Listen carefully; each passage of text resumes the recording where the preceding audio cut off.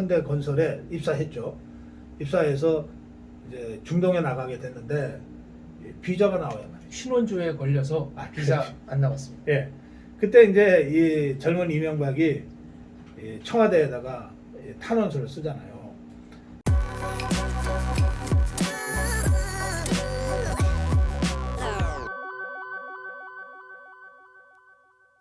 (76학번이시잖아요) 네.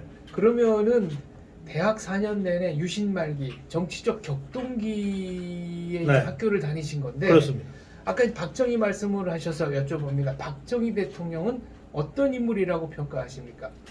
그때는 진짜 나쁜 사람이라고 생각했죠. 그래서 저는 경기고등학교를 나오고 대부분은 다 서울대학교를 일단 목표로 하잖아요.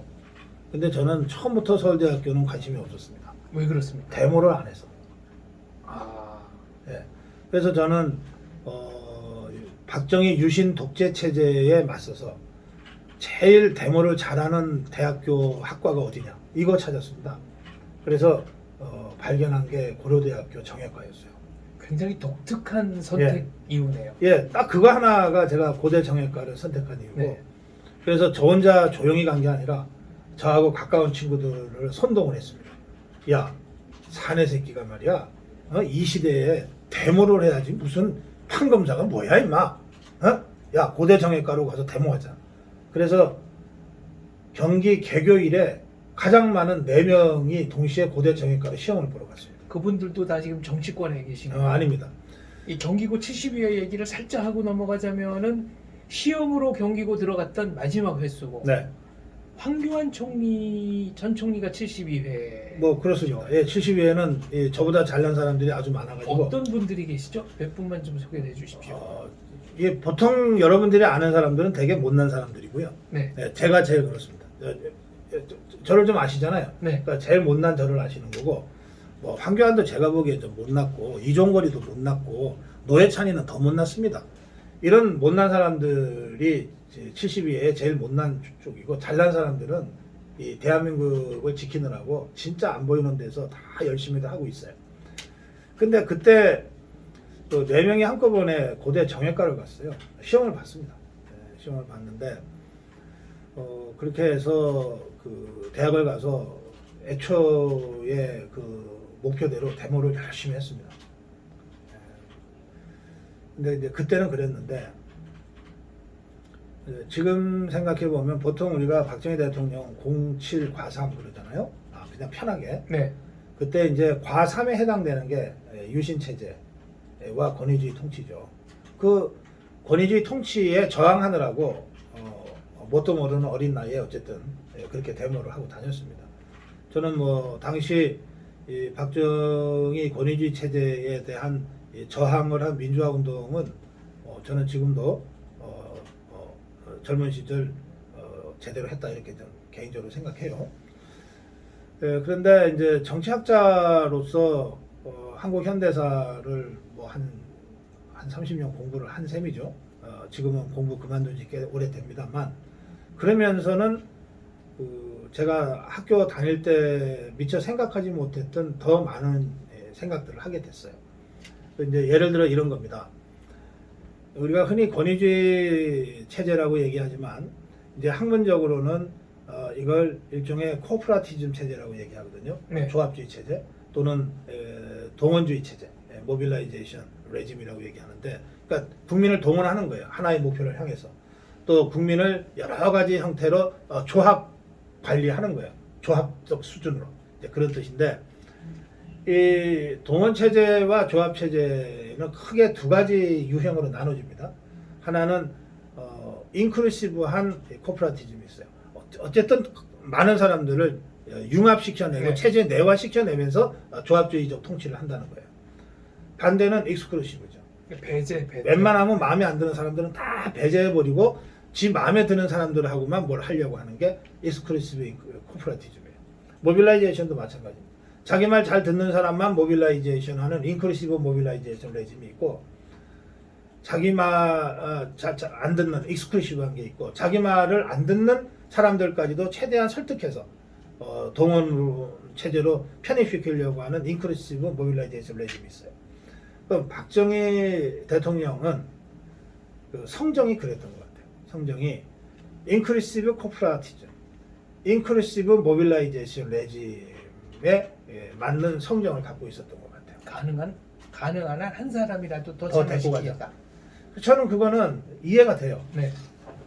왜냐하면 박정희라는 인물 자체가 젊은 시절에 이게 좌파 운동을 했던 사람 아닙니까? 그렇죠. 자기가 평생 존경했던 셋째 형 박상희가 10일 대구 사건의 대구 폭동. 주동자 네. 아니에요. 그렇습니다. 그래서 그 시위하다가 경찰총에 맞아 죽은 사람 아닙니까? 그러니까 이런 내력이 있으니까 박정희의 젊은 시절은 이 체제 입장에서 에서 보면은 배제될 대상인 거예요. 실제로 여순 사건에 연루돼서 사형 선고 받잖아요. 1차. 네. 나중에 구명되지만. 그러니까 이제 이런 경험을 가진 박정희 대통령 입장에서는 자기 같은 사람도 어쨌든 다시 이 체제에 들어와서 대통령까지 됐는데, 아니 지금 뭐 데모 한두 번 한다고 애들을 몹쓸 놈들이라고 갖다 버리고 배제하고 이건 아니지라고 생각했던 것 같아요. 그래서 굉장히 어려운 일이긴 했을 텐데 끝까지 이 인클루시브한 방식, 통합하고 융합하는 방식으로 권위주의 동원 체제를 유지했습니다. 이제 이게 그냥 관념적으로만 이렇게 말씀드려서 이해가 잘 안 되실 텐데, 저는 이제 박정희 유신 체제 타도를 4년간 이제 주장하면서 대학을 다녔어요. 그런데 어느 날 그 제가 그렇게 막 규탄하고 하던 유정의 국회의원 한 사람이 저를 만나자고 그랬어요.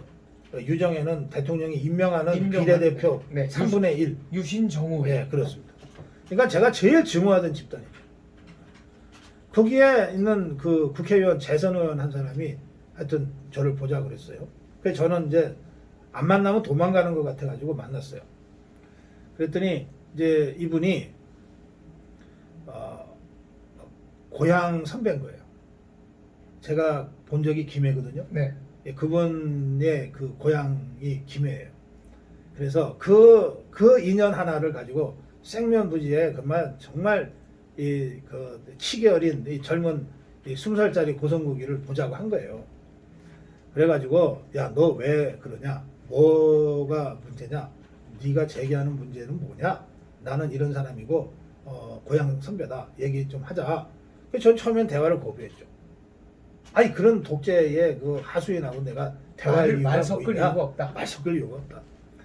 근데 이제 그분이 다 그거 그냥 웃으면서 받아주더라고요. 받아주면서 이제 저도 이제 한 번, 두 번 만나면서는 이제 내가 왜 데모를 하는지를 설명하게 됐고, 그런 이유라면 나도 공감한다. 예. 그러더라고요. 상당히 열린 자세네요. 그래요. 나도 공감한다. 그러면서 하여튼 너 저기 어려운 거 있으면 얘기해라. 이런 식으로 하더라고요. 그래서 제가 그분이 그 후에 이제 돌아가셨죠. 지금 당연히. 돌아가시고 나서 한참 있어서야 제가 좀 철이 들었는지 그때 그분이 나한테 하려고 했던 게 뭔지 그 마음을 이해할 수 있겠더라고요. 일단 제가 이제 제 경험을 얘기하는 거예요. 이런 게 익스클루시브한 이 조합주의에서는 있을 수 없죠. 그냥 감옥 갖다 집어넣으면 되는데. 그렇죠. 배제해 버리면 되는데. 네. 그런데 그 간단한 방법을 놔두고 어떻게든 이 치기 어린 고성국이를 설득하려고, 그리고 공감을 얻어내려고, 동의를 이끌어내려고 국회의원 이 사람이 뭐 한 달에 한두 번씩 시간을 막 1시간, 2시간씩 내서 그걸 설득을 계속 하는 거예요. 몇 년 동안. 그거는 참 쉽지 않은 쉽지 일입니다. 않아요. 그리고 이제 점점 내가 이제 도망 다니고 이제 수배당하고 이렇게 돼서 만남 자체가 불가능해졌을 때 나는 이제 그 사람을 잊어버렸어요. 근데 이 사람이 나랑 연결이 안 되니까 제 선친하고 만나서 지금 송국이를 보려고 그러는데 연결이 안 됩니다. 그러니까 지금 어디 수배당에서 도망 다니는 것 같아요. 그래요? 그러면 연락은 되시겠죠? 제가 만나자 그러면은 못 나올 테니까 이런 얘기 전해주세요. 계속 그렇게 하는 거예요. 그걸 10년 이상 하더라니까. 나중에. 오, 대단하네요. 그래서 제가 나중에 이제 연구를 하면서 제가 한국 현대사를 연구하면서 도대체 이 왜 그랬을까 이렇게 쭉 따져보고 좀 조사도 해봤어요. 그랬더니 박정희 대통령의 지시가 있었다는 거예요. 이게 이제 이명박 사례하고 연결이 됩니다. 그러니까 이명박이 그 현대건설에 입사해서 사원이 되기 전에 64, 65년 한일 정상회담 반대 투쟁, 63 그 사태 때 고려대학교 총학생 회장이었거든요. 그래갖고 감옥에 갔어요. 그때 몇 달 살았을 거예요. 그때 63 학생운동 때 감옥 간 사람들이 수백 명입니다. 뭐 서울대 국문과 조동일 교수를 비롯해서 굉장히 많아요. 어마어마한 분들이 많죠. 이제 그렇게 해서 이제 젊은 시절이 지나갔고 현대 자동차, 현대 건설에 입사했죠. 입사해서 이제 중동에 나가게 됐는데 비자가 나와요. 신원조에 걸려서 비자 안 나왔습니다. 예. 그때 이제 이 젊은 이명박이 청와대에다가 탄원서를 쓰잖아요. 그 탄원서를 요즘 같으면 행정관들이나 민원 담당 행정관들이 되게 보고 맙니다. 근데 그 이명박의 탄원서는 어쨌든 박정희 대통령한테 전달이 됐고, 그리고 대통령이 쭉 보고 이런 젊은 친구는 우리가 키워줘야지. 그렇게 해서 해결을 해줬다는 거 아닙니까? 네, 그래서 정주영 회장 만났을 때도 예. 이명박 군 잘 있습니까? 라고 예. 직접 거명해서 그러니까. 얘기도 했고요. 63 학생운동으로 2년 동안이나 한일 국교 정상회담을 방해하고 반대했던 그 젊은 학생운동의 지도자, 그래서 감옥까지 갔다 온 사람을 박정희 대통령이 비자 문제 해결해주고 나중에 정주영 만났을 때 이명박을 기억하고 물어봤다는 거 아니에요. 이게 박정희 스타일이라고요. 이런 이 어떤 통치 철학을 갖고 있었으니까 권위주의적인 통치를 했다, 코퍼라티즘적인 통치를 했다, 동원체제였다고 하더라도 그 성격이 다르다는 거예요. 최대한 융합적이고 인클루시브하게 이 문제를 풀어가려고 했다는 겁니다. 그걸 저는 나중에 이제 박정희 시대를 연구하면서 제가 이제 알게 된 거죠. 그러니까 70년대 학교를 다닐 때 열심히 투쟁하던 박정희 시대와 제가 나중에 한국 현대사를 이제 학문적으로 조명하면서 그것도 비판적 시각으로 조명하면서 갖게 된 박정희 시대에 대한 제 평가가 좀 다를 수밖에 없는 거죠. 07 과삼에 해당되는 시기였음에도 불구하고 그것도 이렇게 확연하게 다른 측면을 우리가 같이 봐야 된다. 그 말씀을 드리는 거죠.